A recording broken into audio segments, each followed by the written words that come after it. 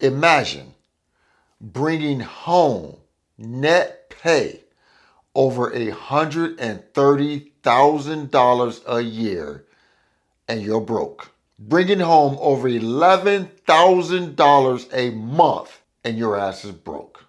Let's dive into it.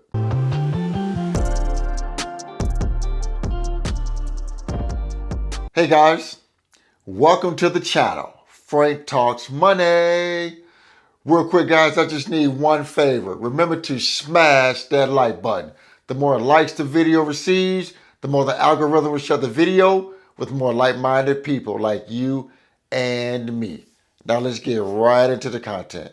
Guys, one other thing. I think I'm sitting right over 5,600 subs, making that push to 6,000. So if you like the content, please consider subscribing and joining the family, Frank Talks Money. Now, let's jump into the content. Guys, can you imagine bringing home, not grossing, but bringing home over $11,000 a month and you're broke? Can you imagine that? Can any of you guys even wrap your head around that? Bringing home a household income over $11,000 a month and you're broke. Well, I got a story for you. Well, I got a video for you, and I'm going to react to it. Let's get right into the madness. You know what I'm worried about? You make $130,000 a year and you're freaking broke. That's what I'm worried about. I just got remarried in October. Between our combined finances, we're bringing in about $11,500 a month, and still feel like we can't. We've only got about $3,000 in our savings, and not able to really contribute to retirement or anything like that. So trying to figure out how much debt do you have? So student debt, we've got about $140,000. Can you imagine that, guys? $11,500 a month, household income between her and her husband, and they're broke. They have $3,000 in savings. I couldn't even imagine that. They are totally out of whack. Totally. But I guess we're about to see what they're doing with their money. Totally out of whack. This is crazy, ridiculous. $11,000 a month and they're broke with only $3,000 in savings. These people got life messed up. Let's see what they're into. Who's the lawyer? Credit. I'm the mental health therapist. Ah, okay. So I've got about 90. He has about 40, and that was from his parents. $140,000 in student loans. Wow. That's a killer, guys. That is an absolute killer. Pushing him to go to college. So he has debt with no real... What other debt have you got? Nothing really to show for it. Car payments. How much? About $60,000 total in our cars. You owe $60,000 on your cars. Okay. And then we've got a mortgage that's got about $240,000. That's as far as debt goes. How quickly could you pay off? Could you throw $3,000, $4,000, $5,000 a month at the smallest debt? What's holding you back? I think for me, it's the fear with my daughter, making sure that we have enough. Because with me being self-employed and him. So the debt, $60,000 in cars, depreciating assets. Here we go again with these damn cars.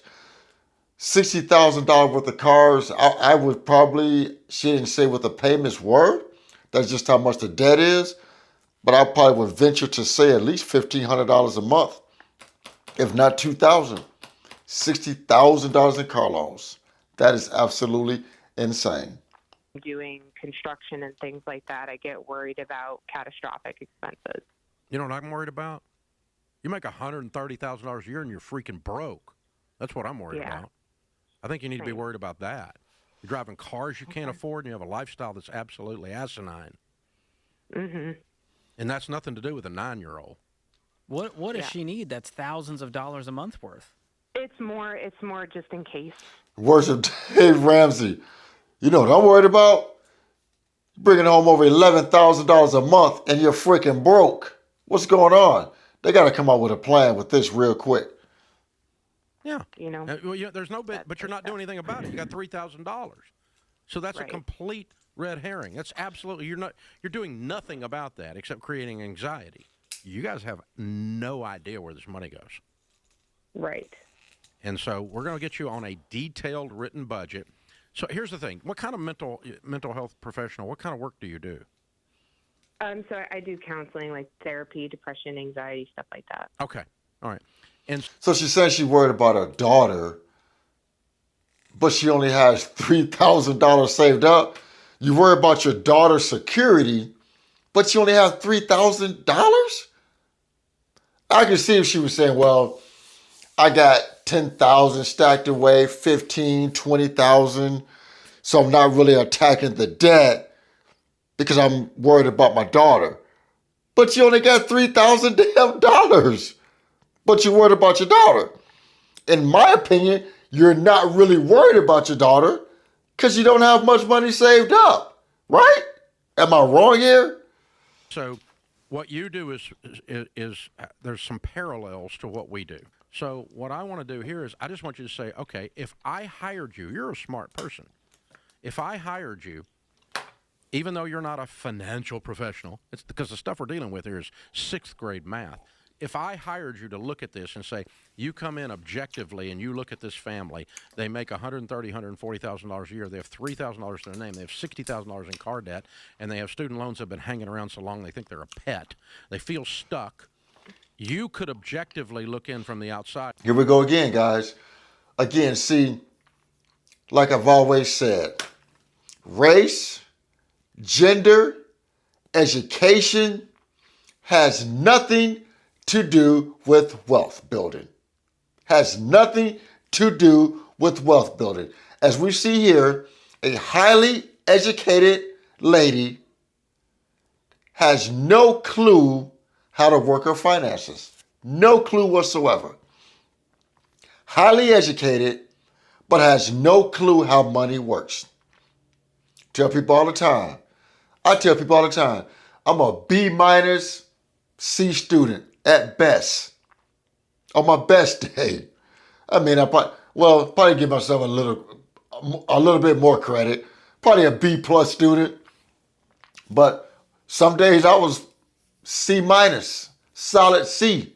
I got more net worth than this household with bringing in only $11,000 a month. I'll probably bring in half that a month. So no correlation with wealth building, with gender, ethnic background, or education. None whatsoever. Like you do every day, and look at this the way George and I are looking at it right now going, these people need to tighten things up.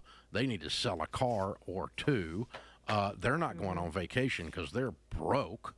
And if they're Right. sick and tired of being sick and tired, you'll change your Right. process. And if you look at this objectively from the outside, I can see in a 3-minute radio conversation with you, I can see $40,000 or $50,000 a year here that you could throw at this, and you'd be out of debt in no time. But it's going to mean you're driving different cars, you're not going on vacation, you're not eating out, and it's not going to be comfortable for a while until you set some new grooves in your brain.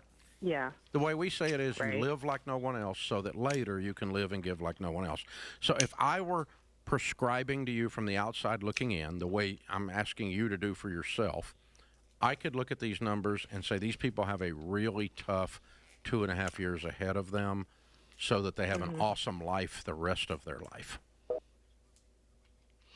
And see, that's the whole idea behind it, guys, because are people willing to sacrifice like that? Like Dave says, you're not going on vacation. You're going to sell these cars and maybe buy a couple $5,000 cars. You know, they're going to, his favorite word, rice and beans. You're not literally eating rice and beans, but you're not going out to restaurants. You're cooking at home. You're going to scale your life totally back. Are you willing to do that? And most people are not. Just be honest. Most people are not willing to do that. And that's it, guys. That's basically it right there. Are they willing to do the work to get themselves out of this financial situation? Honestly, I'm going to bet and say no. Dave is going to give them all the tools, offer them tools, but I guarantee you they won't do the work. They won't do the work. I hope they did it, but they probably won't. So guys, I just wanted to run that video by you guys and give my reaction to it.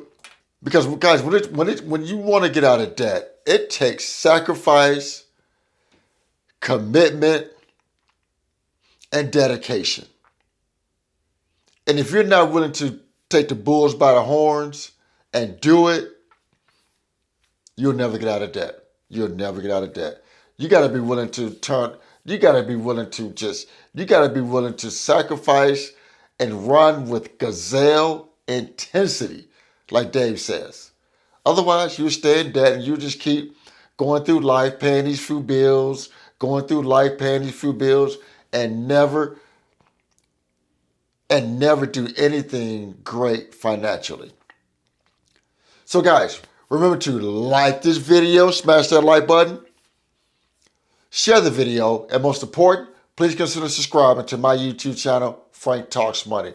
And with that, guys, always remember, financial decisions you make today will impact your financial life tomorrow.